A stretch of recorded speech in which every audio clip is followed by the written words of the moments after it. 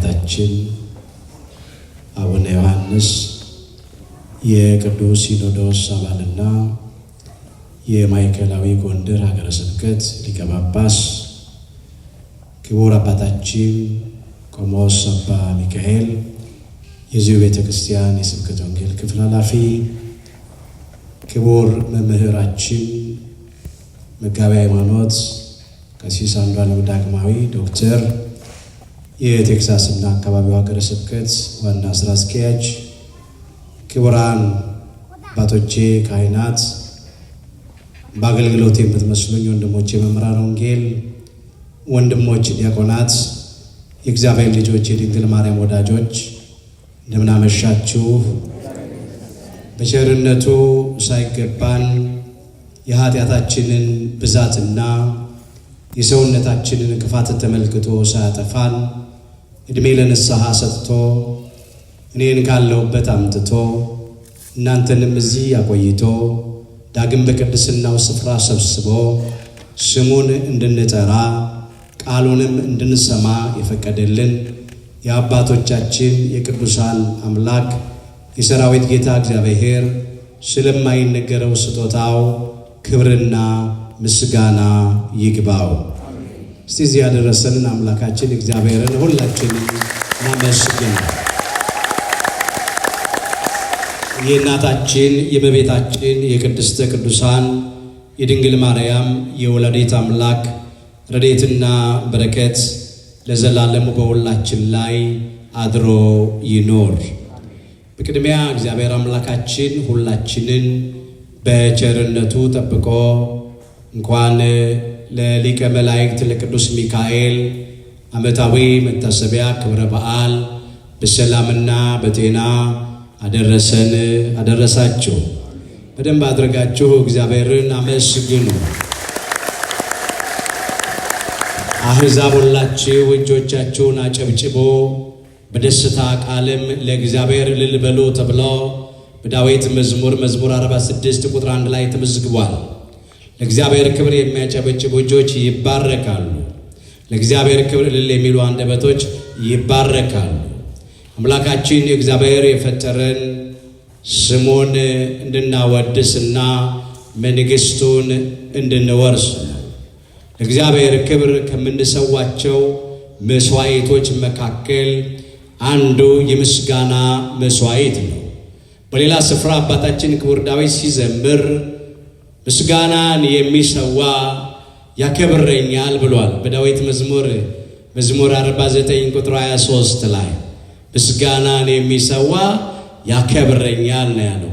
እስቲ ለእግዚአብሔር ከልብ የሆነ የምስጋና መስዋዕት ሁላችንም እናቀርብ። ወንዶች በጭብጨባ፣ ሴቶች በእልልታ እናመስግን። አምላካችን እግዚአብሔር ምስጋናችንን ይቀበልልን።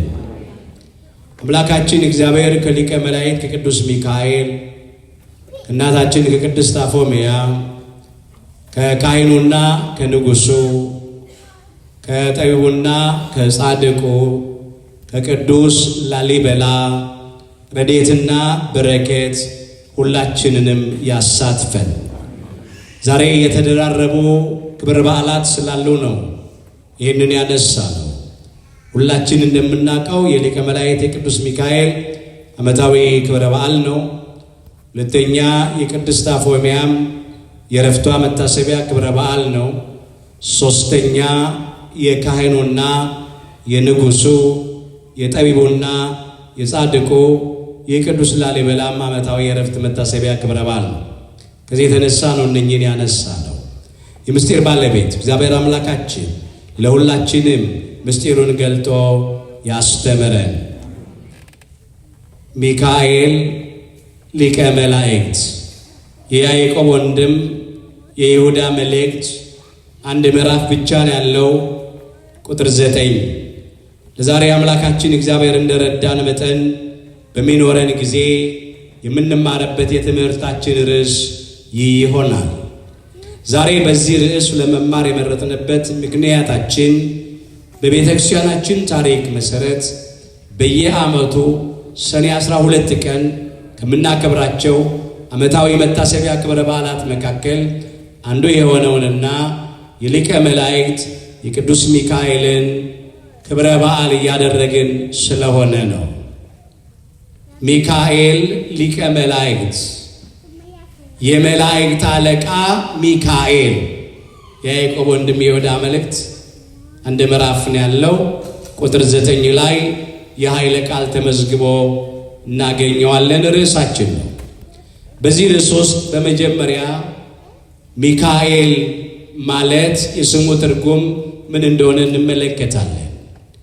ሁለተኛ ሚካኤል ማን እንደሆነ እንመለከታለን። ሶስተኛ ለሊቀ መላእክት ለቅዱስ ሚካኤል የተሰጠው ስልጣን ወይም ጸጋ ምን እንደሆነ አንስተን በየዓመቱ ሰኔ 12 ቀን የምናከብረው የቅዱስ ሚካኤል በዓል ምን እንደሆነ አንስተን ትምህርታችንን እንጠቀልለዋለን። አምላካችን እግዚአብሔር በነገር ሁሉ ማስተዋልን ይስጠን። ሚካኤል ማለት መኑ ከመ አምላክነ ማለት ነው። እንደ አምላካችን ማን ነው ማለት ነው። መኑ ከመ ኤል፣ ኤል ማለት ፈጣሪ አምላክ እግዚአብሔር አምላክ ማለት ነው። እንደ እግዚአብሔር ያለ ማን ነው ማለት ነው። መኑ ከማከ ልዑል፣ እንደ ልዑለ ባህሪ እንደ እግዚአብሔር ያለ ማን ነው ማለት ነው። የሊቀ መላእክት የቅዱስ ሚካኤል የስሙ ትርጉም በኦሪት ዘዳግም ምዕራፍ 33 ቁጥር 26 ላይ ተመዝግቧል። እንደ እግዚአብሔር ያለ ማንም የለም ይላል። ሚካኤል ማለት ምን ማለት ነው ስንል እንደ እግዚአብሔር ያለ ማንም የለም፣ እንደ እግዚአብሔር ያለ ማን ነው ማለት ነው። ሚካኤል ማን ነው ራሱ የሚለውን ሁለተኛ እንመለከታለን ያልኩት። ሚካኤል ማን ነው ስንል ቅዱስ ሚካኤል ከእልፍ አእላፋት ወትልፊተ አእላፋት ከቅዱሳን መላእክት መካከል አንዱ ነው። ከእሳታውያኑ፣ ከብርሃናውያኑ፣ ከሰማያውያኑ ከቅዱሳን መላእክት መካከል አንዱ ነው። ከሰባቱ ሊቃነ መላእክት መካከል አንዱ ነው። አባታችን ቅዱስ ዮሐንስ በራእዩ እንዲህ አድርጎ መዝግቧል። ወእምዝ ርኢኩ ሰባተ መላእክተ እለ ይቀውሙ ቅድመ እግዚአብሔር ይላል። ከዚህ በኋላ ይላል በእግዚአብሔር ፊት የሚቆሙት ሰባቱን መላእክት አየው ይላል። በዚህ በራእየ ዮሐንስ ምዕራፍ 8 ቁጥር 2 ላይ አዎ በእግዚአብሔር ፊት ከሚቆሙት ከሰባቱ ሊቃነ መላእክት መካከል አንዱ ሊቀ መላእክት የመላእክት አለቃ ቅዱስ ሚካኤል ነው። በሌላ ስፍራም ቅዱስ ዮሐንስ ሲመዘግብ ዚራ ዮሐንስ ምዕራፍ 4 ከቁጥር 5 ጀምሮ እንዲህ አድርጎ ይህንን ገልጦታል። በዙፋኑም ፊት ይላል በሰማይ በእግዚአብሔር ዙፋን ፊት ማለት ነው 7 የእሳት መብራቶች ይበሩ ነበር አለ። እነርሱም 7ቱ የእግዚአብሔር መናፍስት ናቸው። አሁን በሰማይ በሰው እጅ የተለኮሱ የእሳት መብራቶች ያሉ ሆነው አይደለም። ይሄ የተነገረው ስለ ሰማያውያኑ፣ ስለ ብርሃናውያኑ፣ ስለ እሳታውያኑ፣ ስለ ቅዱሳን መላእክት ነው። በዙፋኑም ፊት በእግዚአብሔር ዙፋን ፊት የሚበሩ 7 የእሳት መብራቶች አየሁ። እነዚህ ደግሞ ማን ናቸው ይላል? ሰባቱ የእግዚአብሔር መናፍስት ናቸው ይላል። ቅዱሳን መላእክትን በሚነዱ በእሳት እንዲሁ ደግሞ በመንፈስ መስሎ እዚህ ጋር ተናገረ። አባታችን ክቡር ዳዊትም ሲዘምር ይህንን አንስቶታል። መላእክቱን መንፈስ የሚያደርግ አገልጋዮቹንም የእሳት ነበልባል እያለ ነው የዘመረው በዚህ በዳዊት መዝሙር 103 ቁጥር 4 ላይ። ለምንድን ነው ቅዱሳን መላእክትን በመናፍስት የመሰለው? ለምንድን ነው ቅዱሳን መላእክትን በሚነዱ ወይም በሚንበለበሉ እሳት የመሰላቸው ቢሉ ምክንያቱ እንዲህ ነው። መንፈስ ወይም ነፋስ ረቂቅ ነው። ቅዱሳን መላእክትም ረቂቃን ናቸው። አይጨበጡም፣ አይዳሰሱም፣ አይታዩም። እግዚአብሔር ሲፈቅድ ብቻ ሰዎችን ለመርዳት፣ ለማዳን፣ ለመታደግ በሰው መልክ ይገለጣሉ እንጂ ረቂቃን ናቸው። ረቂቅነታቸውን ሲያጠይቅ መላእክቱን መንፈስ የሚያደርጋል። ሌላው መንፈስ ወይም ነፋስ ኃያል ነው። ቅዱሳን መላእክትም ኃያላን ናቸውና ኃይላቸውን ሲያጠይቅ መላእክቱን መንፈስ የሚያደርጋል። ሌላው ነፋስ ወይም መንፈስ ፈጣን ነውና ቅዱሳን መላእክትም ለተልእኮ ይፋጠናሉና በመንፈስ ወይም በነፋስ መሰላቸው። ሌላው መንፈስ ወይም ነፋስ ፈጻሜ ፈቃድ ነው። ፈቃድን ይፈጽማል። ቅዱሳን መላእክትም የእግዚአብሔርን ፈቃድ ይፈጽማሉና በመንፈስ ወይም በነፋስ መሰላቸው። ሌላው አገልጋዮቹንም የእሳት ነበልባል ብሎ ነው ያነሳው። 7 የሚበሩ የእሳት መብራቶች አየሁ እንዳለ ቅዱስ ዮሐንስ በራእይ። በእሳት ለምን መሰላቸው? ምክንያቱ እንዲህ ነው። በመጀመሪያ እሳት ብርሃን ነው። እሳት ብርሃን አለው። ቅዱሳን መላእክትም በጸጋ ከእግዚአብሔር የተቀበሉት ብርሃን አላቸው። አምላካችን እግዚአብሔር በባህሪው ብርሃን ለዘወትር የሚያበራ እውነተኛ ብርሃን፣ ጠፈር ደፈር የማይከለክለው ብርሃን፣ ጨለማ ያላሸነፈው የማያሸንፈው ብርሃን ነው። ብርሃንነቱ የባህሪው ነው። ቅዱሳን መላእክት ደግሞ በጸጋ ብርሃን ስለሆኑ ብርሃናውያን ናቸውና ብርሃን መሆናቸውን ሲያጠይቅ መላእክቱን መንፈስ የሚያደርግ አገልጋዮቹንም የእሳት ነበልባል ብሎ አነሳ። እንዲያውም መጽሐፍ ምን ይላል? እስቲ በሉ ከኔ ጋራ ከመላኩ ክብር በሉ ምድር በራች። በደንብ በሉ ከመላኩ ክብር የተነሳ በሉ ምድር በራች።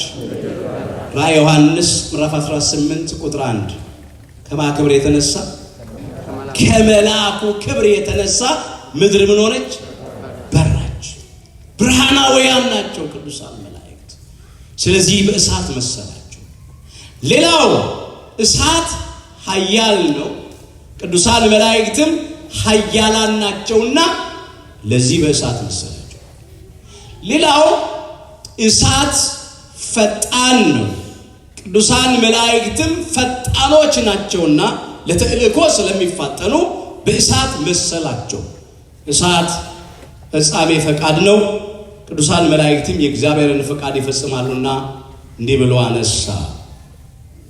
በቅድስት ቤተ ክርስቲያናችን ውስጥ በመንበሩ ላይ መቅረዞች ሲበሩ እናያለን። ቤተ ክርስቲያን የሰማይ ደጅ ናት። የጸጋው ግምጃ ቤት ናት። በሰማይ በእግዚአብሔር ዙፋን ፊት 7 የእሳት መብራቶች ሲበሩ አየው እንዳለ የሰማይ ደጅ በሆነችው በቅድስት ቤተ ክርስቲያንም 7 የእሳት መብራቶች ይበራሉ። አዎ፣ ለምን? ቤተ ክርስቲያን የሰማይ ደጅ ስለሆነች ነው። አዎ ስርዓተ ሰማይ ተሰራ በምድር ነው ያለው ሊቁ። ሰማያዊ ስርዓት በምድር ተሰራ። ቤተክርስቲያናችን ስንዱ ስለሆነች ማለት ነው። እነኛ እሳታውያን ብርሃናውያን ሰማያውያን ቅዱሳን መላእክት ለዘላለም የሚያበሩ ናቸው። የሚጠፉ ብርሃኖች አይደሉም። የሚያልቁ ብርሃኖች አይደሉም። የሚሞቱ ብርሃናት አይደሉም። በእነሱ አምሳል በቤተ ክርስቲያን በመንበሩ ላይ የእሳት መብራቶች ሻማዎች ሲበሩ እናያለን። ያን የሚያጠይቅ ነው። ከነኚህ አንዱ እንግዲህ ሊቀ መላእክት ቅዱስ ሚካኤል ነው። ከሰባቱ ሊቃነ መላእክት መካከል ማለት ነው። ለቅዱስ ሚካኤል የተሰጠው ስልጣን ወይም ጸጋ ምንድን ነው? በጣም ብዙ ጸጋ አለው። ዋና ዋና ነገሮችን ብቻ እናነሳለን ጊዜ ለመሻማት። በመጀመሪያ ሊቀ መላእክት ቅዱስ ሚካኤል የመላእክት አለቃ ነው። ራሱ ስንነሳ የመላእክት አለቃ ሚካኤል ነው ያለው።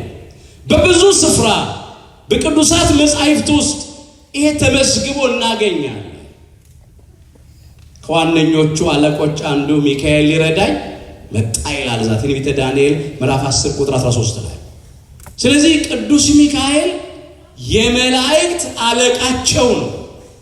የቀደመው የመላእክት አለቃ ሳጥናኤል ነበረ። የዛሬው ሰይጣን ዲያብሎስ ማለት ነው።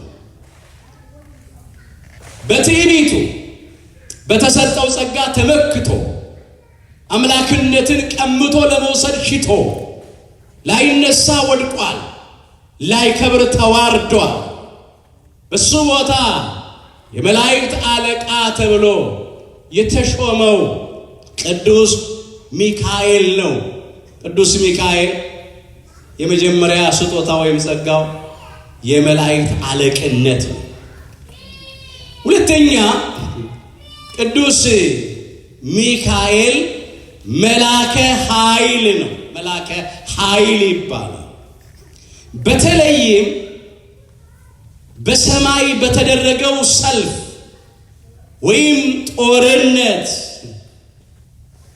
ዲያብሎስንና ሰራዊቱን ድል ስላደረገ ነው።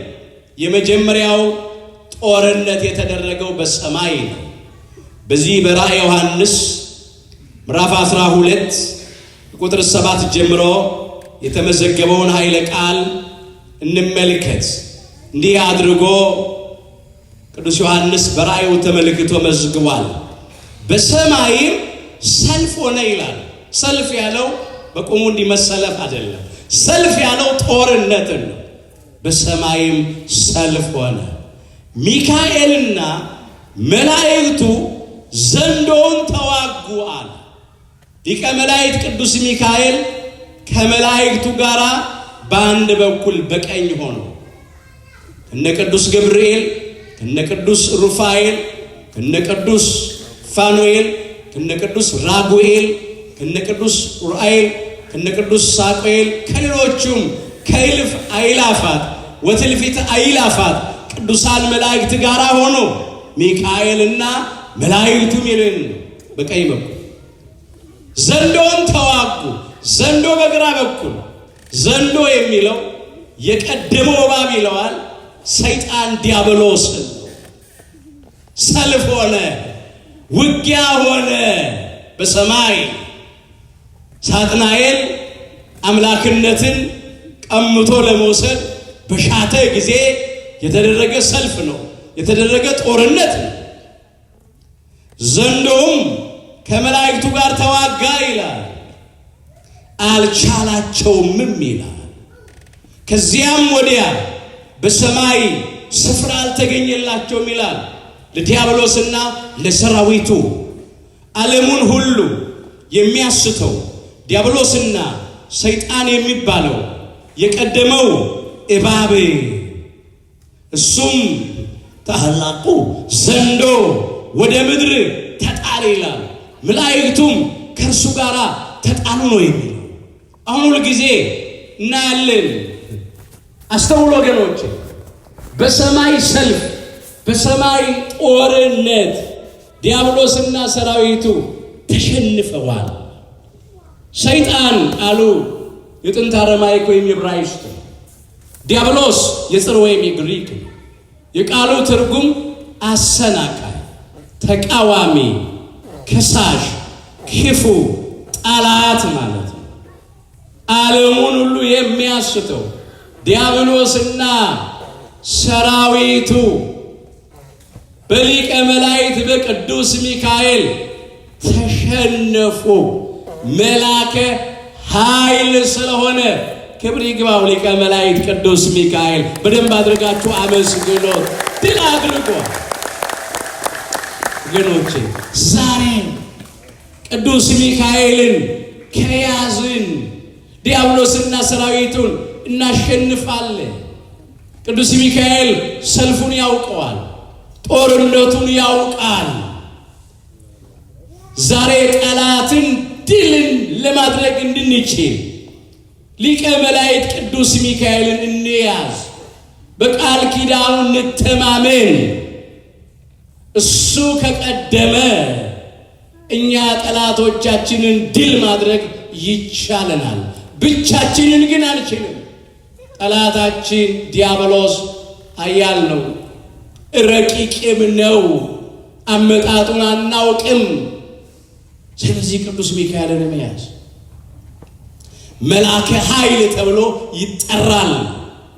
እግዚአብሔር በሰጠው ኃይልና ጸጋ ዲያብሎስና ሰራዊቱን ድል ስላደረገ በቅዱስ ሚካኤል መሪነት ፊታውራሪነት የተካሄደ ጦርነት ነው። እሱ ነው ድል ያደረገው።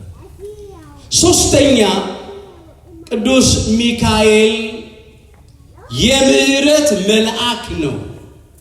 መልአከ ምህረት ይባላል። ነቢየ እግዚአብሔር ቅዱስ ሄኖክ ይህንን እንደዚህ አድርጎ አስቀድሞ መዝግቧል። መጽሐፈ ሄኖክ ምዕራፍ 10 ቁጥር 12 ላይ ይቅር የሚል ከመዓትም የራቀ ቅዱስ ሚካኤል ነው ይላል። ይቅር ባይ መልአክ፣ ሩሩ መልአክ ቅዱስ ሚካኤል ነው። መልአከ ምህረት ተብሎ ይጠራል። ለዚህ ነው ሁል ጊዜ በቅዳሴው ተወ ምህረት ለሚካኤል የምንለው። ለሚካኤል ምህረት ተሰጠው እንላለን። ቅዱሳት መጻሕፍት ነው የሚመሰክሩት። የምህረት መልአክ መልአከ ምህረት ነው። ዛሬም መልአከ ምህረት ቅዱስ ሚካኤል በተሰጠው ጸጋና ቃል ኪዳን ሁላችንንም ከአምላካችን ከእግዚአብሔር ያስምረን። መልአከ ምህረት። ሌላው ቅዱስ ሚካኤል መጋቤ ብሉይ ወተራዳይ ሐዲስ ነው። ቅዱስ ሚካኤል መጋቤ ብሉይ ተብሎ ይጠራል። ደግሞ ተራዳይ ሐዲስም ነው። እስራኤል ዘሥጋ እየመራ እየተንከባከበ ከግብፅ ከምድረ በዳ አውጥቶ ምድረ ርስት ከነዓን የዛሬቱ ኢየሩሳሌም ያደረሳቸው መልአክ ቅዱስ ሚካኤል ነው። ጥቂት ነገር እናንሳ። በመንገድ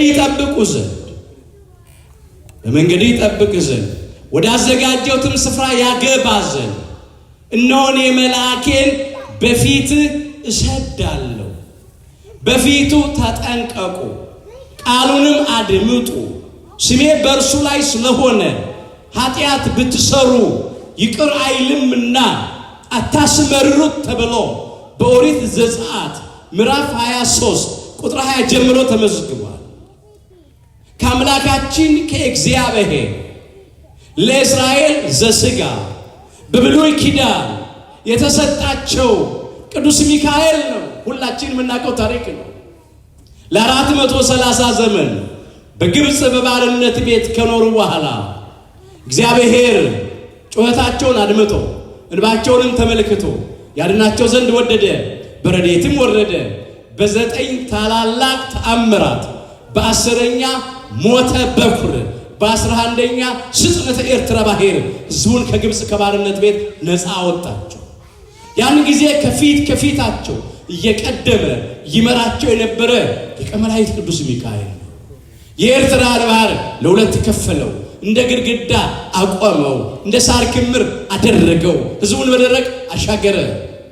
እንዳይርባቸው ከሰማይ መና ወርዶ መገባቸው፣ እንዳይጠማቸው ከአለት ከጭንጫ ከድንጋይ ውሃ አፍልቆ አጠጣቸው። ቀን ፀሐይ እንዳያቃጥላቸው፣ ሌሊት ጨለማ እንዳያስደነግጣቸው በ7 አይነት ደመና እየተንከባከበ መራቸው። ከዚያም ዮርዳኖስን ከፍሎ አሻገራቸው። ጽኑን የኢያሪኮን ቅጥር አፍርሶ 7ቱን የአሕዛብን ነገሥታት አባሮ ማርና ወተት የምታፈልቀውን ምድረ ርስት ከነዓንን ኢየሩሳሌምን አወረሳቸው። ክብር ይግባው ሊቀ መላእክት ቅዱስ ሚካኤል። እባካችሁ በደንብ አድርጋችሁ አመስግኑ። በተለይ በሂዳሩ ቅዱስ ሚካኤል በስፋት የሚተረክ ታሪክ ነው። መጋቤ ብሉይ ነው የሚባለው። መግቧቸዋል፣ ተንከባክቧቸዋል፣ ጠብቋቸዋል። ያው ሰማያዊ ምግብ ሰማያዊ መና ነው የመገባቸው። እንደ ድንብላል ነበረ ይላል። ደግሞ ጣዕሙ በዘይት እንደተለወሰ እንጎቻ ነበር ይላል። መልኩ ነጭ ጻዕዳ ነበር ይላል። ማይሆንላቸው ነገር የለም ከስጋ በስተቀር ፈለጉትን ያደርጉታል። ያንን እየበሉ ከጭንጫ ካለት ከድንጋይ ላይ ያፈለቀላቸውን ውሃ እየጠጡ ነው የተጓዙት። ቅዱስ ሚካኤል ነው የረዳቸው፣ የመገባቸው፣ የጠበቃቸው። በአዲስ ኪዳንም ብዙዎችን ተራርቷል፣ ለብዙዎች ደርሷል።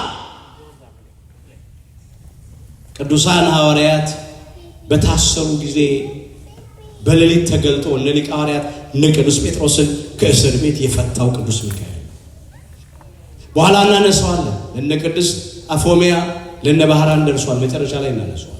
በአዲስ ኪዳን ለብዙዎች ደርሷል። እስራኤል ዘነፍ ስለምንባል ለአዲስ ኪዳን እስራኤሎች፣ ለኛም ለክርስቲያኖች ይደርሳል። ዛሬ ይሄ ነው።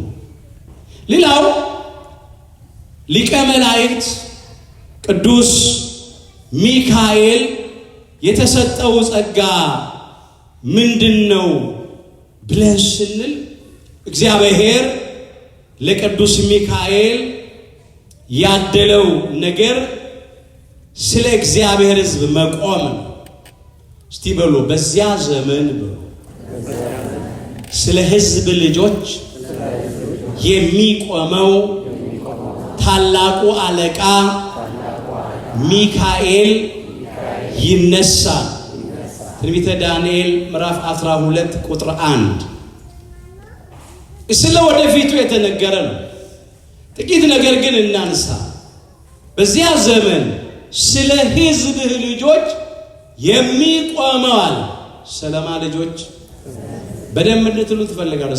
ስለማ ልጆች ስለ ሕዝብህ ልጆች የሚቆመው ታላቁ አለቃ ሚካኤል ይነሳል። ቅዱስ ሚካኤል ስለ እግዚአብሔር ሕዝብ ነው የሚቆመው። ስለ እግዚአብሔር ልጆች ይቆማል። መቆም ማለት ምንድነው ብንል በመጀመሪያ የእግዚአብሔርን ሕዝብ ይጠብቃል፣ ይረዳል፣ ይታደጋል፣ ያድናል፣ ይንከባከባል። ለእስራኤል ለሥጋ ብዙ ጊዜ ተደርጓል። እስራኤል ዘነፍ ስለምንባል ለእኛም ለአዲስ ኪዳን እስራኤሎች ለክርስቲያኖች ይደረጋል። መጀመሪያ ይህንን ማለት ነው። ከአሕዛብ እጅ ከአረማውያን እጅ እስራኤል ዘሥጋን ብዙ ጊዜ አድኗቸዋል፣ ታድጓቸዋል። እኛንም ይታደገናል፣ ያድነናል፣ ይረዳናል ማለት ነው። መቆም ማለት ይሄ ነው በመጀመሪያ። ሁለተኛ መቆም ማለት ከዲያብሎስና ከሰራዊቱ እጅ ማዳን ነው። ከዲያብሎስና ከሰራዊቱ እጅ መታደግ ነው። አንድ ታሪክ አለ። በየዓመቱ ሰኔ 12 ቀን በንፍቁ ዲያቆን በቅዳሴው ክፍለ ጊዜ እንዲታዘዝ የታዘዘ እንዲነበብ የታዘዘ የዕለቱ መልእክት ክፍል የተነሳነው ርዕስ አድርገን ይህንን ኃይለ ቃል በዚህ በያዕቆብ ወንድም በይሁዳ መልእክት ምዕራፍ 1 ቁጥር 9 ላይ እንደዚህ ይላል። የመላእክት አለቃ ሚካኤል ግን ይላል ከዲያብሎስ ጋር በተከራከረ ጊዜ ስለ ሙሴ ሥጋ ሲነጋገር ጌታ ይገሥጽ አለው እንጂ የስድብን ፍርድ ሊናገረው አልደፈረም። ምን ማለት ነው? ቅዱስ ሚካኤል ከዲያብሎስ ጋር ስለ ሙሴ ሕግ፣ ስለ ሙሴ ሥጋ ተከራክሮ እስራኤል ዘሥጋ ሙሴን በጣም ይወዱታል፣ ያከብሩታል፣ ያደንቁታል። ሙሴ በምድረ በዳ ቀርቷል። ምድረ ርስት ከነዓን ሳይደርስ ኢየሩሳሌም ሳይገባ እዚያ ቀርቷል። እስከ ዛሬ ድረስ ነው የሚለው የሙሴን መቃብር ማንም አያውቀውም ይላል ኦሪት ዘዳግም ምዕራፍ 34 ቁጥር 6 ላይ ማንም አያውቀው። ዲያብሎስ ምን አላቸው? እስራኤል ዘሥጋ የምትወዱትን የምታከብሩትን የሙሴን ሥጋ ላምጣላችሁ ላሳያችሁ አለ።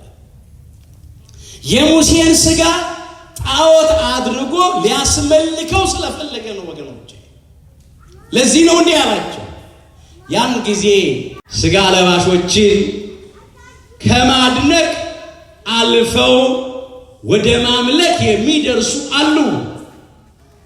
አምልኮት ግን ለእግዚአብሔር ብቻ ነው። ለምን? እንደ እግዚአብሔር ያለ ማንም የለማ። ሊመለክ የሚገባው እግዚአብሔር አምላክ ብቻ ነው። እስራኤል ዘሥጋ ባለማወቅ የሙሴን ሥጋ ፈልገው ሊያመልኩት ሻቱ። ያን ጊዜ ቅዱስ ሚካኤል ታደጋቸው። አዎ ቆመላቸው፣ ቆሞ ተከራከረላቸው። እንደ ጠበቃ ማለት ነው። ጠበቃ ሆናቸው በዲያብሎስ እንዳይረቱ እንዳይሸነፉ ቆመላቸውና ታደጋቸው። መቆም ማለት ይሄ ነው። ስለ ሕዝብ ልጆች የሚቆመው ታላቁ አለቃ ሚካኤል ይነሳል። ቆመላቸው። ዛሬም ዲያብሎስና ሰራዊቱ ጣዖት እንዳያስመልኩ በኃጢአት በበደል እንዳያረግሱን ለእስራኤል ዘሥጋ የቆመላቸው ቅዱስ ሚካኤል ለእኛም ይቆምልን። ስንቱን ጣዖት እያስመለከ ነው ዲያብሎስ፣ ስንቱን እያረከሰ ነው። ስንቱ በኃጢአት በበደል እንዲጠፋ አድርጎታል።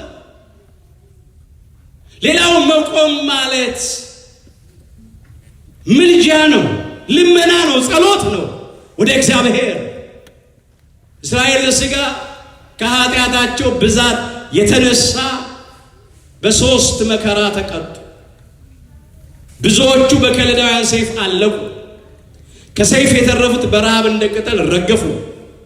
ከረሃብ የተረፉት በበሽታ ተቀሰፉ። ዘር ፈጽሞ እንዳይጠፋ ጥቂቶች ተማርከው ባቢሎን ወረዱ።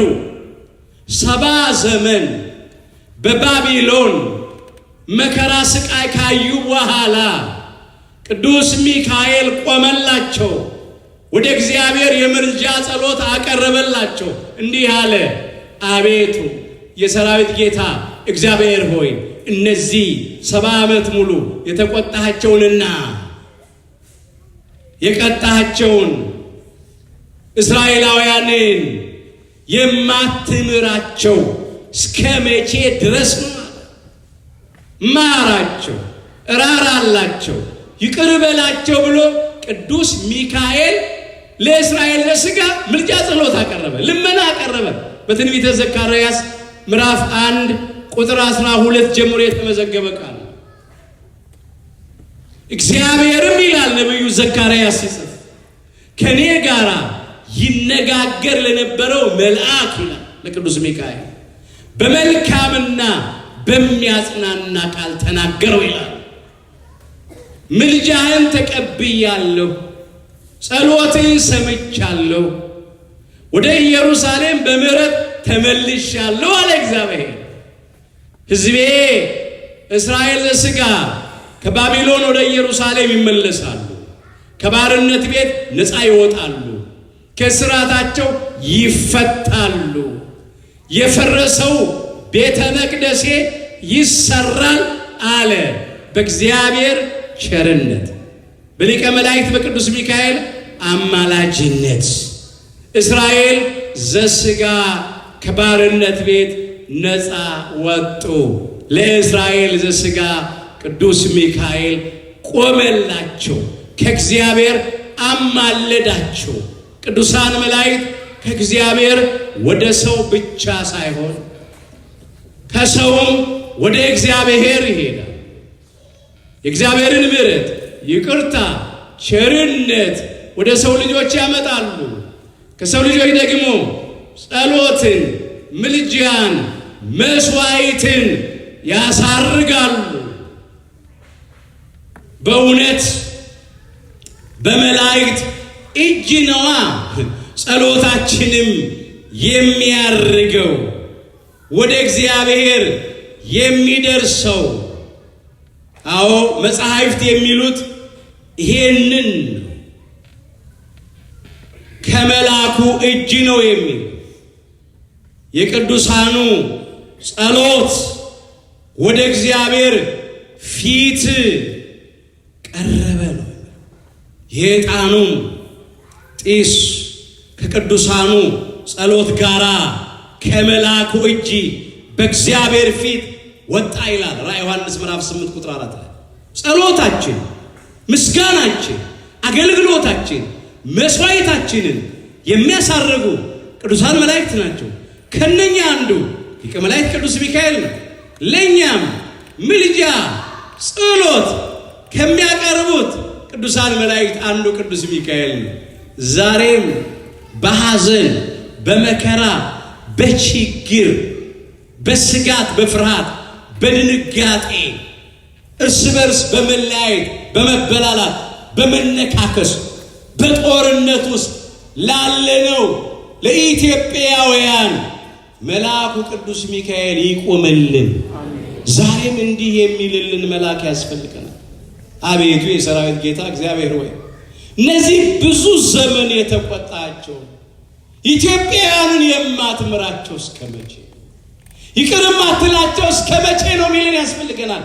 እስራኤል ዘሥጋ በሰይፍ ጠፉ ብለናል። በረሃብ አለቁ፣ በበሽታ ተቀሰፉ ብለናል። ዛሬም ሁሉም እየተፈራረቀብን ነው። በእኛ ሰይፍ ነው።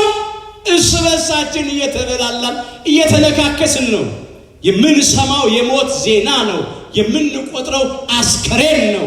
ሰው ያወቀው ፀሐይ የሞቀው የአደባባይ ምስጢር ነው። እግዚአብሔር በቃችሁ ይበለን።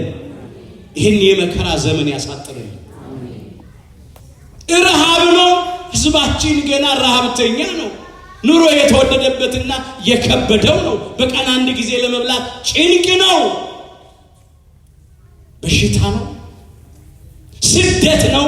በገዛ ሀገራችን ስደተኞች ነን። እስራኤል አምላክ እያላቸው እንደሌላቸው፣ ሀገር እያላቸው እንደሌላቸው ነበር የተሰደዱት በኃጢአት በበደል ብዛት። ዛሬም እኛ እንደዚህ ሆነናል። መከራ ውስጥ ነው ያለነው። ችግር ውስጥ ነው ያለነው። ቅዱስ ሚካኤል ይቆምልናል። በዚያ ዘመን ስለ ሕዝብ ልጆች የሚቆመው ታላቁ አለቃ ሚካኤል ይነሳል ማለት ነው። ሌላው በመጨረሻው ዘመን ትንቢት በሚፈጸምበት ዘመን በሐሳዊ መሲህ በሐሰተኛው ክርስቶስ በአውሬው ዘመን ቅዱስ ሚካኤል ለእግዚአብሔር ሕዝብ ይቆማል። 3 ዓመት ከ6 ወር ወይም 42 ወራት ወይም 1060 ቀን ዲያብሎስ ይሰለጥናል። ሐሰተኛው ክርስቶስ የዲያብሎስ ማደሪያ የሆነው ይሰለጥናል። በዚያ ዘመን 3 ዓመት ከ6 ወር ቅዱስ ሚካኤል ስለ እግዚአብሔር ሕዝብ ይቆማል። ሰዎች በዲያብሎስ ድል እንዳይነሱ፣ በሐሳዊ መሲህ በሐሰተኛው ክርስቶስ እንዳይስቱ፣ እንዳይጠፉ ታላቁ አለቃ ቅዱስ ሚካኤል ይቆምላቸዋል ይላል። ዛሬም ለሁላችን ይቆምልን። ይሄ ለቅዱስ ሚካኤል የተሰጠው ስልጣን ጸጋ ነው። ሌላው የመጨረሻው የተሰጠው ስልጣን ወይም ጸጋ በትንሣኤ ዘጉባኤ በፍርድ ቀን በመጨረሻው ቀን ቀንደ መለከቱን የሚነፋ ሙታንን የሚያስነሳው ቅዱስ ሚካኤል። ቅዱስ ጳውሎስ ለተሰሎንቄ ክርስቲያኖች በጻፈው መልእክቱ አንደኛ ተሰሎንቄ ምዕራፍ 4 ቁጥር 16 ጀምሮ ይህንን ቃል መዝግቦታል። ጌታ ራሱ አለ፣ ጌታችን አምላካችን መድኃኒታችን ኢየሱስ ክርስቶስ ነው። በትእዛዝ በመላእክትም አለቃ ድምፅ። በማን ድምፅ? በደንብ በሉት። በማን ድምፅ? በመላእክት አለቃ ድምፅ። የመላእክት አለቃ ሚካኤል ነው የተነሳ ነው። በመላእክት አለቃ ድምፅ በእግዚአብሔርም መለከት ከሰማይ ይወርዳልና አምላካችን ጌታችን መድኃኒታችን ኢየሱስ ክርስቶስ ዳግም ለፍርድ ሲመጣ የመላእክት አለቃ ቅዱስ ሚካኤል ነው መለከቱን የሚነፋው፣ ከፊት ከፊት እየቀደመ ማለት ነው። ያ ቀን ትንሣኤ ዘጉባኤ ነው። በመቃብር ያሉት ሁሉ ድምፁን የሚሰሙበት ቃል ነው። ሙታን ሁሉ የሚነሱበት ቀን ነው። መለከት ይነፋልና ሙታንም የማይበሰብሱ ሆነው ይነሳሉ ብሏል ቅዱስ ጳውሎስ አንደኛ ቆሮንቶስ ምዕራፍ 15 ቁጥር 52። አዎ መለከት ይነፋል። መለከቱን ማን ይነፋል? ሊቀ መላእክት ቅዱስ ሚካኤል ከፊት ቀድሞ ሙታንም የማይበሰብሱ ሆነው ይነሳሉ። በመበስበስ ይዘራል፣ ባለመበስበስ ይነሳል። በውርደት ይዘራል፣ በክብር ይነሳል። በድካም ይዘራል፣ በኃይል ይነሳል። ፍጥረታዊ አካል ይዘራል፣ መንፈሳዊ አካል ይነሳል። እኛም የመቃብር አዝመራዎች በስጋ ስንሞትና ስንቀበር በመቃብር ተዘራን ማለት ነው። በትንሣኤ ዘጉባኤ ደግሞ እንነሳለን። ያኔ የመለኮትን ድምፅ የሚነፋው ቅዱስ ሚካኤል ነው። ለዚህ ነው በዚህ በያዕቆብ ዘስሩግ ቅዳሴ ላይም ይሄንን የሚያነሳው። ዳግመኛም 3 ጊዜ የመለከት ድምፅ ይሆናል ብለሃል ይላል። ይኸውም ሙታንን የሚያነቃ ነው። ሙታን የሚነቁበት የመለከት ድምፅ የሚያሰማው ቅዱስ ሚካኤል ነው። ከአራቱም ማዕዘናት ለእግዚአብሔር የሆኑትን ምርጦቹን ቅዱሳኑን ባለሟሎቹን ሃይማኖታቸውን ያጸኑትን ምግባራቸውን ያቀኑትን ለንስሐ የሚገባ ፍሬ ያፈሩትን የተዘጋጁትን የሚሰበስቡት ቅዱሳን መላእክት ናቸው። ሰብሳቢያቸው፣ መክበባቸው፣ አለቃቸው ደግሞ ቅዱስ ሚካኤል። አምላካችን ጌታችን መድኃኒታችን ኢየሱስ ክርስቶስ ይሄንን ነው እንዲህ ብሎ የተናገረው። የማቴዎስ ወንጌል ምዕራፍ 24 ቁጥር 31 ጀምሮ መላእክቱንም በታላቅ መለከት ድምፅ ይልካቸዋል አለ። ከታላቅ መለከት ድምፅ ጋር ይልካቸዋል አለ። ከሰማይም ዳርቻ እስከ ዳርቻዋ ድረስ ይላል። ከአራቱም ነፋሳት ከአራቱም ማዕዘናት ማለት ነው። ከሰሜን፣ ከደቡብ፣ ከምስራቅ፣ ከምዕራብ ለእርሱ የተመረጡትን ይሰበስባሉ። ቅዱሳኑን የሚሰበስቡት ለመንግሥተ ሰማያት ክብር የሚያበቁት ቅዱሳን መላእክት ናቸው። ዋናው ሰብሳቢያቸው ቅዱስ ሚካኤል።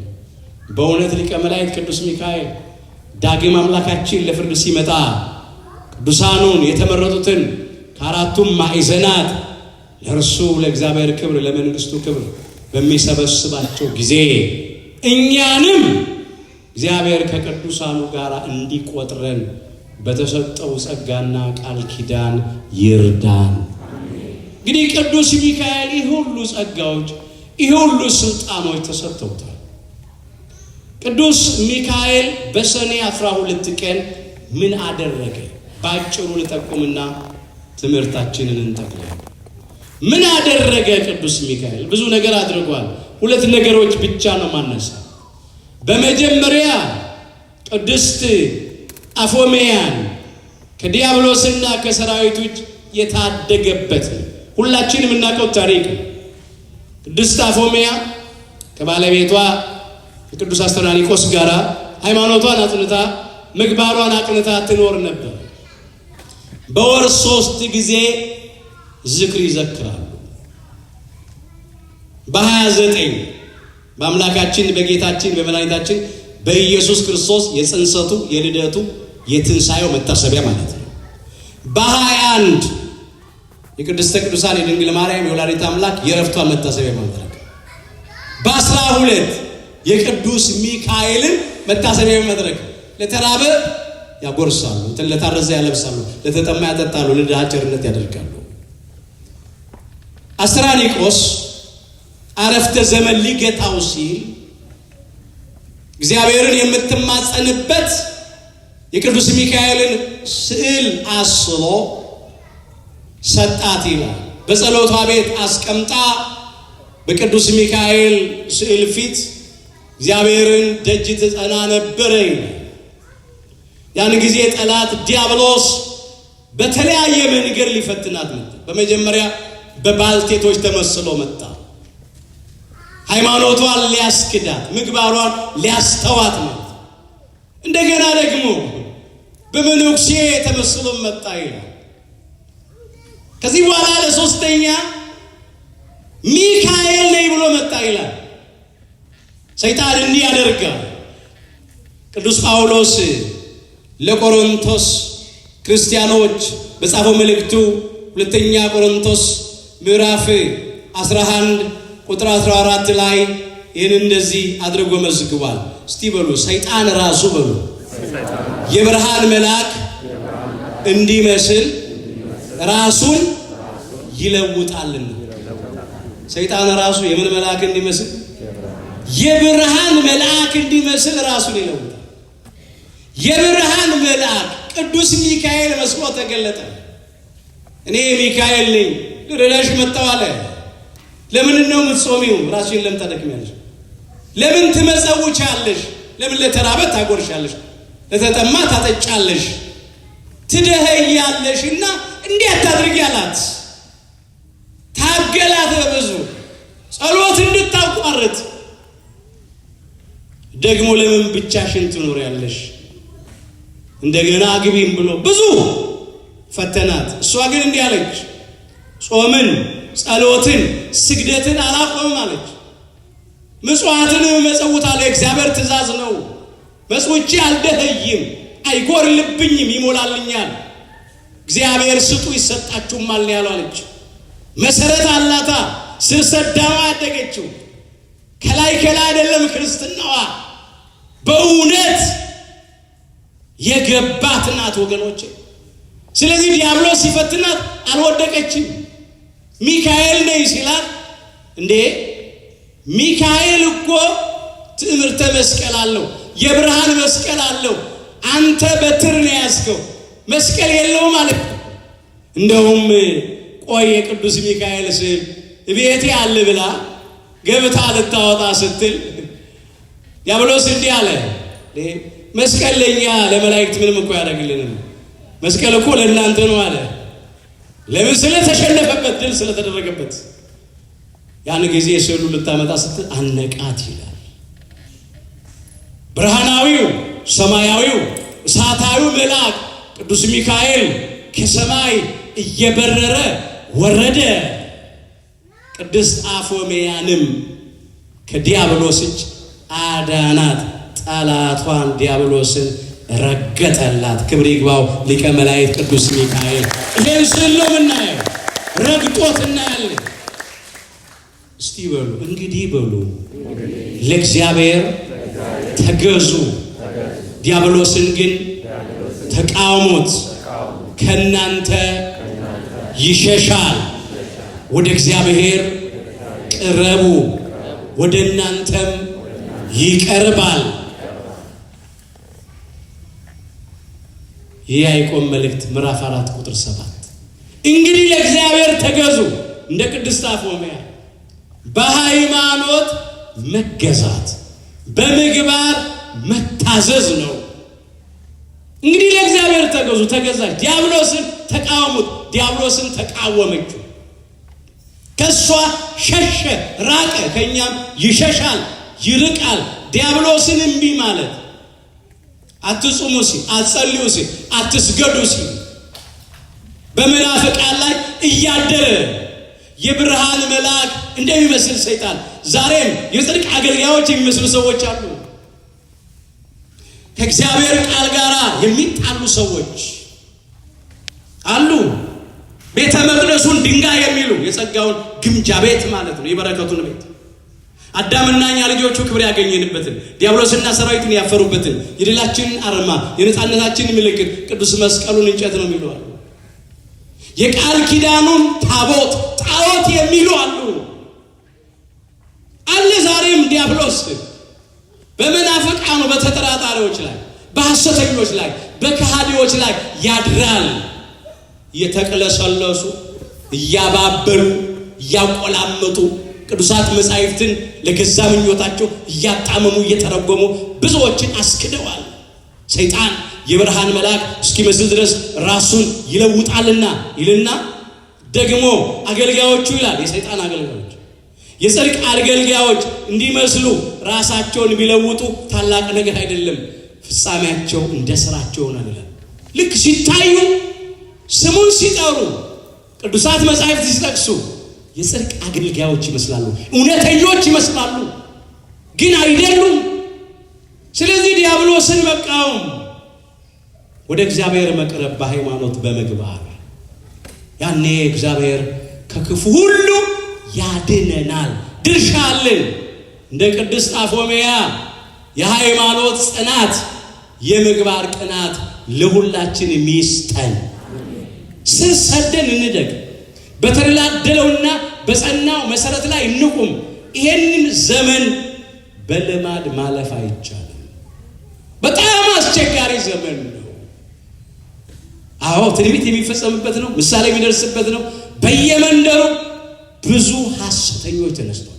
ብዙ ተጠራጣሪዎች፣ ብዙ ከሃዲዎች ስተው የሚያስቱ፣ ተጠራጥረው የሚያጠራጥሩ፣ ክደው የሚያስክዱ አሉ። እግዚአብሔር ሁላችንን ከዚህ ይሰውረን።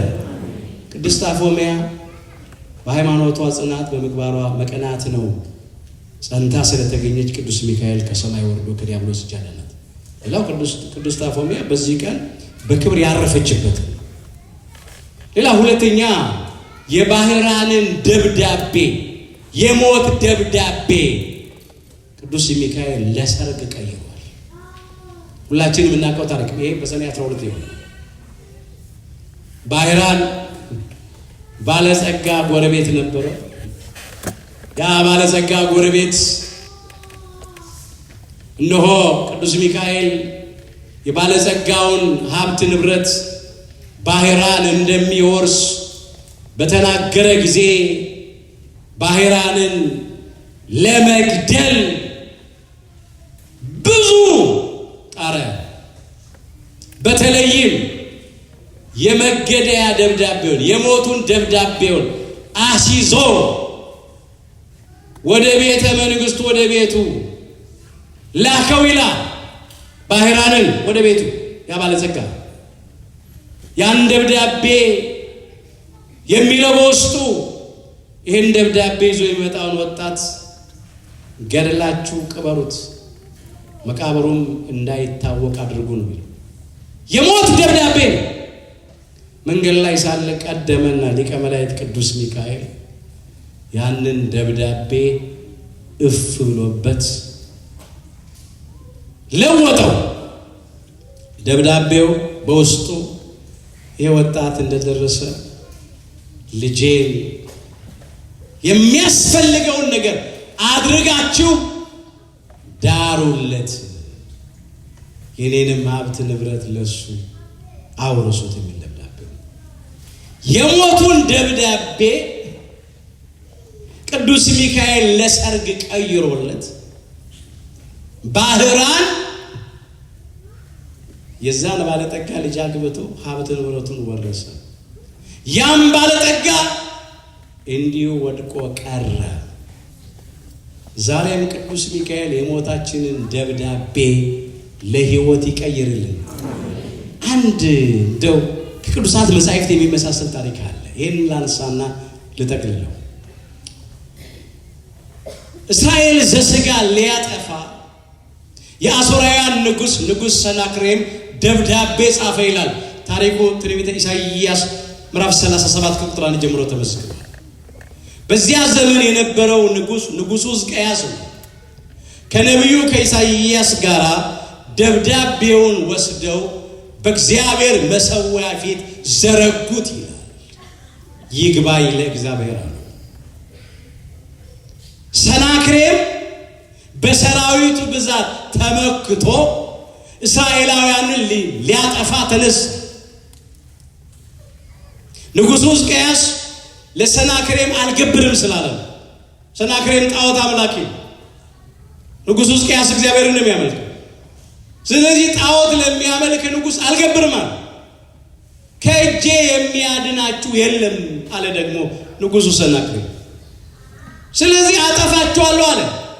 ሰራዊቱን አስከትቶ ከበባቸው። ደብዳቤ ጻፈ። ያን ደብዳቤ ወስደው የታደሉ ናቸው ንጉሡ ከነብዩ፣ ነብዩ ከንጉሡ ጋር ተባብረው የእግዚአብሔርን ሕዝብ ከጥፋት ለማዳን፣ ነብዩ በመንፈሳዊ መንገድ ሕዝቡን ይመራ ነው፣ ንጉሡ ደግሞ በሥጋዊ መንገድ ሕዝቡን የሚያስተዳድር ነው። ሁለቱም ግን ለእግዚአብሔር ሕዝብ መዳን ሲሉ በእግዚአብሔር ፊት ጸለዩ፣ አለቀሱ ይላል። አዎ ንጉሡ ሰናክሬም የጻፈውን ይህን ደብዳቤ ተመልከታል። ይግባኛል፣ ከእጁ አድነናል። እግዚአብሔር ጩኸታቸውን አደመጠ፣ እንባቸውንም ተመለከተ። ያድናቸውም ዘንድ ሊቀ መላእክት ቅዱስ ሚካኤልን ላከ። ቅዱስ ሚካኤል እየበረረ ከሰማይ ወረደ። ከአሦራውያን ሰፈር 185,000 ገደለ ይላል። ማለዳ በተነሱ ጊዜ የአሦራውያንን በድኖች እግዚአብሔር ለእስራኤላውያን አሳየ። እስራኤል አንድ ድንጋይ አልወረወሩም፣ አንድ ሰይፍ አልሰነዘሩም፣ አንድ ጦር አልሰበቁም። ሰልፋቸውን ቅዱስ ሚካኤል ተሰለፈ፣ ውጊያቸውን ቅዱስ ሚካኤል ተዋጋ፣ ሞታቸውን ለሕይወት ቀየረ። ክብር ይግባው ሊቀ መላእክት ቅዱስ ሚካኤል። ባካችሁ በደንብ አድርጋችሁ አመስግኑ። የባህራንን የሞት ደብዳቤ ለሰርግ ቀየረ። ሰናክሬም የጻፈውን የመደምሰስ የሞት ደብዳቤ ቅዱስ ሚካኤል ለወጠው ከእግዚአብሔር ተልኮ። እስቲ ይህንን ቃል ከኔ ጋር አብራችሁ እንድትሉት እፈልጋለሁ። የእግዚአብሔርን መልአክ ብሎ ወጣ፣ ከአሦራውያንም ሰፈር 185,000 ገደለ። ትንቢተ ኢሳይያስ ምዕራፍ 37 ቁጥር 36 ላይ ተመዘገበ። የእግዚአብሔር መልአክ ቅዱስ ሚካኤል ከአሦራውያን ሰፈር 185,000 ገደለ። ቅዱስ ሚካኤል እንዲህ አድርጎ አዳናቸው። ዛሬም ከዘመኑ አሦራውያን፣ ከዘመኑ ሰናክሬማውያን የእግዚአብሔርን ሕዝብ ከሚያሰቃዩ፣ የእግዚአብሔርን ሕዝብ ከሚያስጨንቁ፣ የእግዚአብሔርን ሕዝብ ሊያጠፉ ጉድጓድ ከሚቆፍሩ፣ ወጥመድ ከሚያጠምዱ፣ የሞት ጽሕፈት ከሚጽፉ፣ የመፍረስ ደብዳቤ ከሚጽፉት እጅ ቅዱስ ሚካኤል ሁላችንን ያድነን። ዛሬም እኮ ብዙ ነገር ውስጥ እያለፍን ያለነው። ስማቸው ሌላ ሊሆን ይችላል፣ ሰናክሬም ላይሆን ይችላል፣ አሦራውያን ተብለው ላይጠሩ ይችላሉ። ግብራቸው ግን የሰናክሬምና የአሦራውያን የእግዚአብሔርን ሕዝብ ለማጥፋት የሚፈልጉ አሉ። በእውነት እኛም በዚያ ውስጥ እያለፍን ብዙ መከራ እየተፈራረቀ የሚረዳን የሚታደገን ከጠላቶቻችን እጅ የሚያድነን ቅዱስ ሚካኤል ያስፈልጋል። ዛሬም ጠላቶቻችን የጻፉብንን የሞት ደብዳቤ ቅዱስ ሚካኤል ለሕይወት ይቀይርልን። የሐዘናችንን ደብዳቤ ለደስታ ይቀይርልን። የመከራችንን ደብዳቤ ለክብር ይቀይርልን። ይለውጣል። ይዘን ቀና እንበል።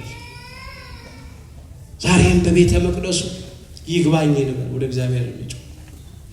መከራ ያለብን፣ ሐዘን ያለብን፣ ችግር ጭንቀት ያለብን ሁሉ ወደ እግዚአብሔር ከልብ እንጩህ።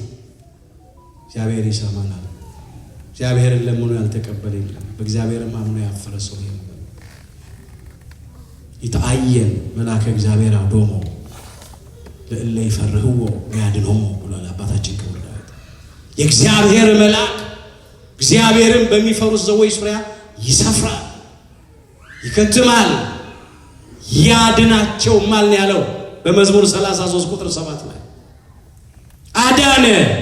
ቅድስት አፎምያን አዳናት። ባሕራንን አዳነ። ዛሬም እኛን ያድነናል። ከእግዚአብሔር ተሰጥቶናል። ፈጥሮ ያለ ጠባቂ ያልተወን አምላካችን እግዚአብሔር ክብርና ምስጋና ይግባው። በደንብ አድርጋችሁ አመስግኑ።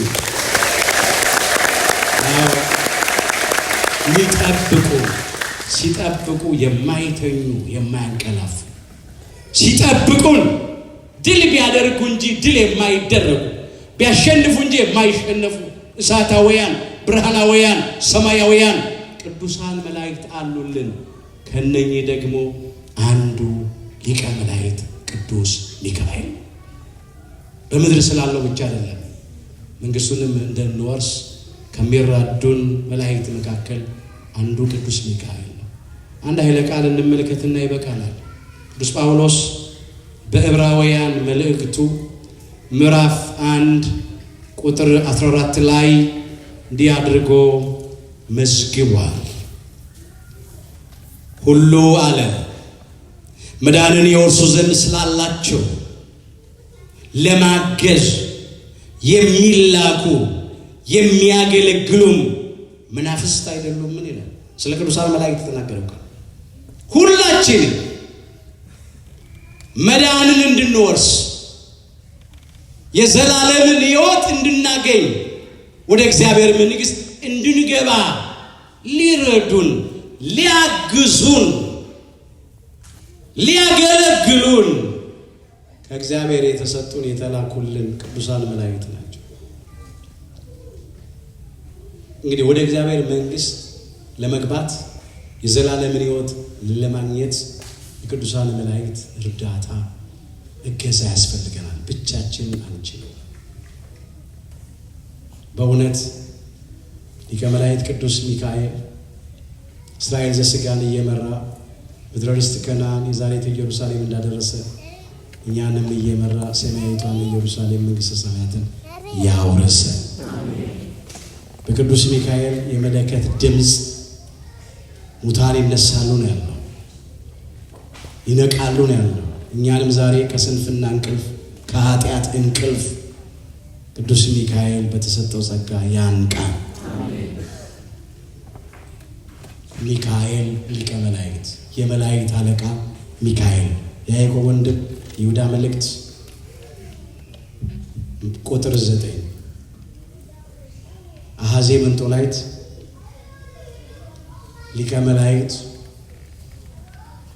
መጋቤ ብሉይ መልአከ ምሕረት መልአከ ኃይል ቁርበ እግዚአብሔር መልአከ ምክሩ ለእግዚአብሔር ተብሎ የሚጠራው ቅዱስ ሚካኤል በቃል ኪዳኑ በምልጃው ከሁላችን ጋር ይሆን። የሁላችንን መጨረሻችን በቸርነቱ ያሳምርልን። ይቆያል።